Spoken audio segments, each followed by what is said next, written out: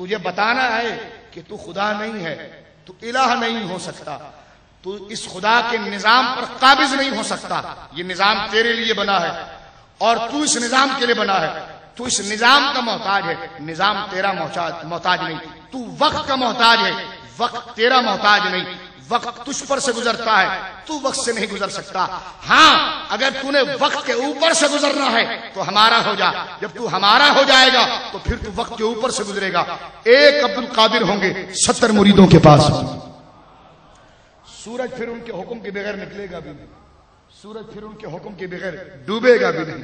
فرمایا جب تو ہمارا ہو جائے گا پھر یہ کائنات تیری ہو جائے گی.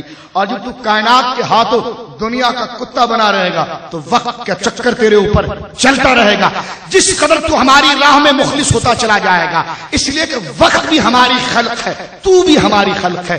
تیرا مرتبہ وقت سے زیادہ ہے، لیکن جب تو سمجھے اور جب تو اس تقاضے کو ادا کر لے گا تو یقیناً جس طرح خدا نے ہر نعمت تیرے قبضے میں دی ہے تو یہ وقت بھی تیرے قبضے میں عطا فرمائے. اور آخر میں چلتے ہوئے ایک بات مزید عرض کر دیتا ہوں تاکہ یہ موضوع اپنے پہلے قسط کے حوالے سے یہاں پر موجود رہے. میں پہلے عرض کروں کہ بھائی یہاں پر جتھا بندی، گروہ بندی، پیری مریدی کرنا ہمارا مقصد نہیں ہے. ہمارا مقصد یہ ہے کہ جو صبح شام ہم سوچتے ہیں نا تو مہینے میں ایک دفعہ بیٹھ کے اس کو یاد کر لیں. جو صبح شام ہم سوچتے ہیں نا تو مہینے میں ایک دن یہاں پر بیٹھ کر تبادلہ خیال کر لے. کسی ایک بھائی کی بھی سمجھ میں آ گئی تو سب کا بیڑا پار ہو جائے.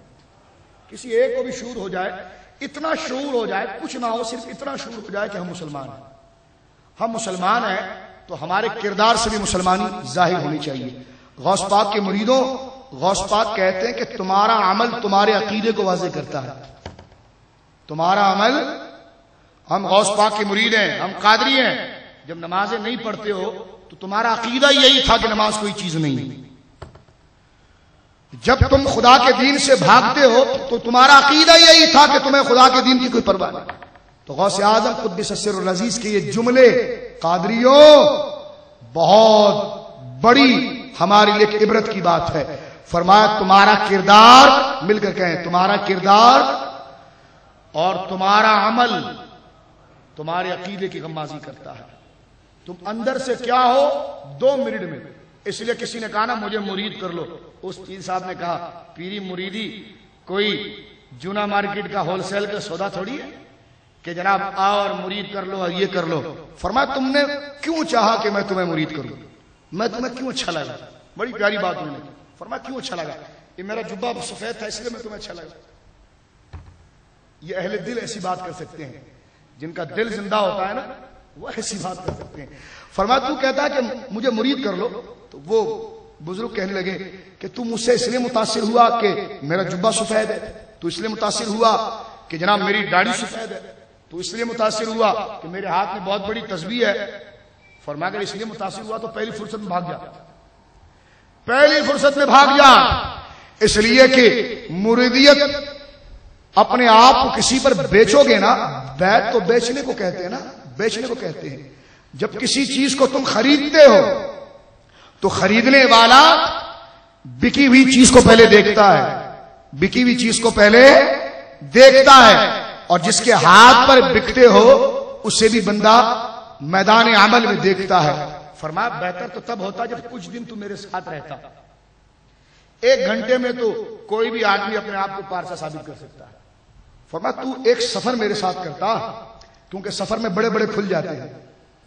سفر میں ہائے ہائے ہائے کتنا مقدس شعبہ ہے پیری مریدی. آپ دیکھیں آج ہم اس کے ساتھ کیا کھلواڑ کر رہے ہیں. کہا تو میرے ساتھ سفر کرتا اور تجھے پتا چلتا کہ میں اندر سے کیسا ہوں باہر سے کیسا ہوں. 1 گھنٹے میں تو نے میرے ظاہر کو دیکھا، سفر میں تو میرے باطن کو دیکھتا. تو میرے ساتھ خلوت میں ہوتا، تو میرے ساتھ لین دین کرتا، تو میرے ساتھ میں تجھ سے کوئی چیز خریدتا. اللہ استغفر اللہ ربی من کل، میں تجھ سے کوئی چیز خریدتا، استغفر اللہ ربی من کل ذنب، اور پھر اس کو تجھے کس تقاضے سے واپس کرتا. تو میرے لین دین سے تجھے میرا تقویٰ پتا چلتا، میرے لین دین سے تجھے میرا تقویٰ پتا چلتا.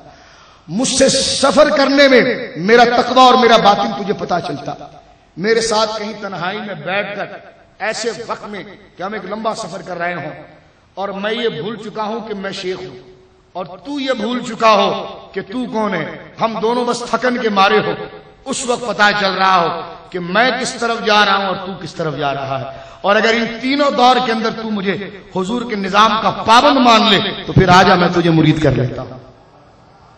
تو دعا کیجئے اللہ رب العالمین ہمیں اپنے باطن کی طرف توجہ کرنے کی توفیق عطا فرمائے۔ آنے والا درس انشاءاللہ العزیز، آج کے محفل میں ہم نے وہ امور جن سے ہماری اصلاح ہوگی، وہ امور جن سے ہماری اصلاح ہوگی، ان امور کو ہم نے گنوانے کی کوشش کی ہے۔ اس سے استفادہ کیسے ہوگا؟ وقت سے ہوگا۔ وقت پر میں آپ کو بتاؤں گا، وقت یہ گوروں کا موضوع نہیں ہے جو آج وقت کی قدر کر کے کہاں سے کہاں پہنچ گئے ہیں، یہ موضوع اسلام کا ہے۔ میں آپ کو بتاؤں گا کہ غوث اعظم نے وقت کی قدر کیسی کی، میں آپ کو بتاؤں گا کہ حضرت جنید بغدادی نے وقت کی قدر کیسی کی، میں آپ کو بتاؤں گا کہ صوفیاء جب مرید کرتے ہیں تو مرید کو سب سے پہلے وقت کی پابندی سکھاتے ہیں۔ وقت کی پابندی بندے کی بے ڈھنگی زندگی کو صحیح ٹریک پر لاتی ہے، اور جب آپ صحیح ٹریک پر آ گئے پھر 1000 کی سپیڈ سے بھی بھاگ سکتے ہیں، لیکن جب آپ ٹیڑے اور دائیں بائیں مڑتے ہوئے بھاگ رہے ہیں تو ہلکی سی بھی رفتار آپ کو ڈاماڈول کر کے گرا سکتی ہے۔ ہماری نماز پڑھنے کے باوجود ہم کچھ دن پڑھتے ہیں پھر چھوڑ دیتے ہیں، کچھ دن پڑھتے ہیں پھر چھوڑ دیتے ہیں، کیوں؟ ہم ٹریک پر آئے نہیں ہیں، ابھی تک ہم ٹریک پر آئے نہیں ہیں۔ اور میں آپ کو یہ کہوں گا جستجو کے لیے کہ آخر وقت میں ایسی کیا چیز تھی، وہ صوفیاء ہی کے اقوال سے میں آنے والے درس میں آپ کی خدمت میں پیش کرنے کی کوشش کروں گا۔ ہمارا مقصد کسی پر تنقید نہیں ہے، کسی پر لعن طعن نہیں ہے، کسی کی برائی بیان کرنا نہیں ہے۔ ہم خود اتنے برے ہیں کہ اپنی اصلاح کے ذریعے ہمیں مرنے سے پہلے تلاش کرنا ہے۔ دعا کیجئے امام المعصومین حضور سید عالم صلی اللہ تعالی وسلم کی عصمت اور پارسائی کے طفیل اللہ ہمارے سخت دلوں کو پاک و صاف فرمائے۔ یہ بڑے کلمات میں نے بہت بڑے کہہ دیے۔ حضرت اقبال بڑی پیاری بات کہتے ہیں، آئے ہائے کاش ہم اقبال کو سمجھ جائیں۔ میں تو اپنے دوستوں اور اپنے شاگردوں کو کہتا ہوں کہ قرآن حدیث پڑھو تو اقبال بھی ساتھ میں رکھو، اقبال بھی، کیونکہ بندے کو جب کلمات نظر نہیں آتے ہیں تو بندہ اینک لگاتا ہے تو پھر الفاظ واضح نظر آتے ہیں۔ میں نے کہا کہ اینک اقبال کا لگاؤ، اینک اقبال کی لگاؤ، پھر ذرا تم کتاب دیکھو کہ ان کلمات میں کیسے نورانیت ہے۔ اقبال کہتے ہیں وقت فرصت ہے کہاں، وقت فاروق اعظم کہتے ہیں مسلمان کبھی فارغ ہو سکتا ہے؟ فرمایا مسلمان اور فارغ اور فضول، اللہ اکبر۔ اقبال فاروق اعظم کے قول کی غمازی کرتے ہیں، وقت فرصت ہے کہاں، کام ابھی باقی ہے۔ مومن فارغ نہیں ہوتا، کہتے ہیں وقت، اس شعر میں بڑی جاذبیت ہے۔ یہ شعر میں نے جب سے پڑھا ہے تو میں تو بڑا پریشان ہوں کہ اب میں کیسا صحیح بنوں گا اور میں خدا کو کیا منہ دکھاؤں گا۔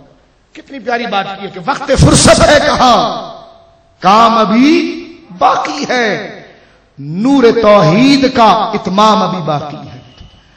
5 دن نمازیں پڑھی، 6 دن نمازیں چھوڑ دی، ہم صحیح ڈگر پر آئے نہیں ہیں۔ انشاءاللہ دیگر شعبجات میں بھی ہم نے صوفیاء کے ذریعے اصلاح حاصل کی ہے۔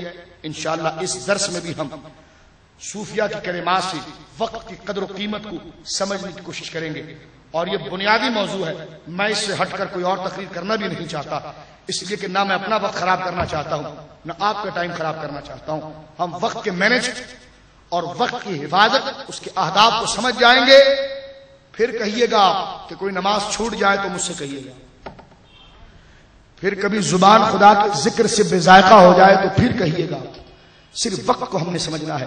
دعا کیجئے اللہ رب العالمین وقت کی قدر کرنے کی، وقت کی کو اس کے اہداف پر پیش کرنے کی اللہ ہمیں توفیق عطا فرمائے۔ اللہ رب العالمین وقت کی قدر کرتے ہوئے خدا نے جو وقت کے مصارف بتائے ہیں اس وقت کو ان مصارف میں خرچ کرنے کی توفیق عطا فرمائے۔ وقت کو خدا نے 2 چیزوں میں تقسیم کیا، عملی زندگی، اللہ ہمیں عملی زندگی میں جو وقت کے اہداف ہیں اس میں وقت کا استعمال کرنے کی توفیق عطا فرمائے۔ فارغ اوقات اور فرصت کی زندگی میں بھی خدا نے فرصت کے اوقات کے اہداف بتائے ہیں۔ اللہ رب العالمین ہمیں ان فرصت کے اور تفریحی اوقات جو خدا کے دین نے بیان کی ہے، ان تفریحی اہداف اور ان فرصتی اہداف پر اپنے فرصت کے وقت کو خرچ کرنے کی توفیق عطا فرمائے۔ اللہ مجھے بھی اور آپ کو بھی دین کا کامل شعور عطا فرمائے۔ وآخر دعوانا ان الحمدللہ رب العالمین. وقت کا بہترین استعمال نماز ہے، لہذا یہیں سے آپ صفوں کی ترتیب کے لیے چلے جائیے. انشاءاللہ ہم نماز عشاء ادا کرتے ہیں.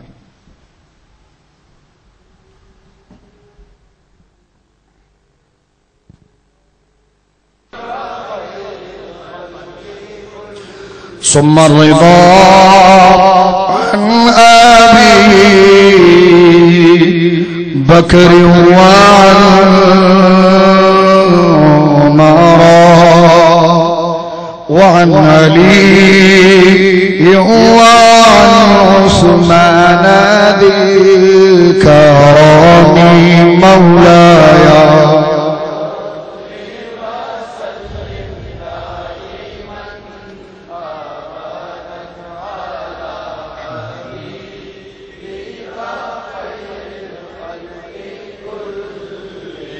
اپنی مغفرت، اپنے والدین کی مغفرت، تمام مجمع تمام مسلمانوں کی مغفرت دل میں رکھتے ہوئے مل کر پڑھ لیجئے.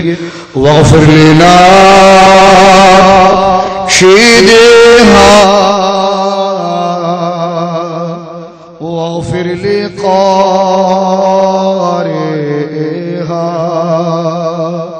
سألتك الخير يا ذا الجود والكرم